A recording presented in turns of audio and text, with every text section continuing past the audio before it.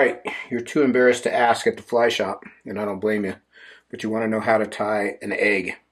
So I'm going to show you, and I'm not going to say my name because I don't want to be associated with this kind of dirty.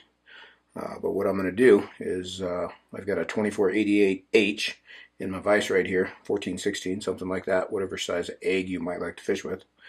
And I've got some dirty Denier Nano silk. I'm going to use red here so it'll show up on the camera, but it really doesn't matter what color you use because it's not going to show on the finished fly. I'm going to start this thread just up here behind the eye. Make a thread base about back to the point of the hook. And then I'll trim that end off and drop it directly back down into the thread just to make things interesting. I'll come all the way up to the hook eye and then back again to the middle of that thread base. So what I've got here is a pretty good sized clump of, this is cheese colored McFlyfoam.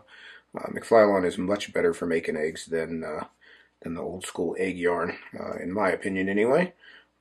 So I've got a chunk of this that's about, oh, I don't know, 2/3 the diameter of my fingertip, something like that.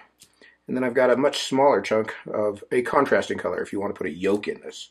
And I'll just lay the contrasting color on top of the original clump. And what I'm going to do is I'm going to pinch this down like a little bow tie in the middle. So I've got a squeezy little spot there. I'm going to tie that down with 2 turns, one right over the top of the other, kind of pull the yarn apart and tighten that down real tight. And I'm going to pull the front end toward me, and I'm going to go diagonal 2 more turns. You can even do 1 more that way and 1 more the first way.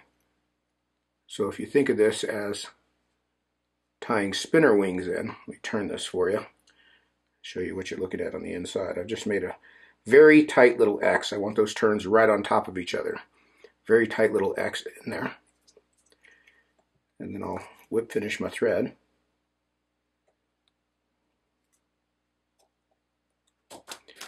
And then I'll pick up my yarn above the hook, and I'm going to pull it up tight. I'm going to cut straight across with my scissors and make one nice little round egg.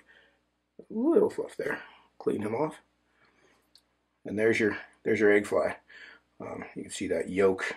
Get a little of that light off there. You can see that yolk kind of blends in right there. But that's how you tie an egg. There's lots of ways to do it. There's one right way, and that was it. So thanks for watching. I will not be named.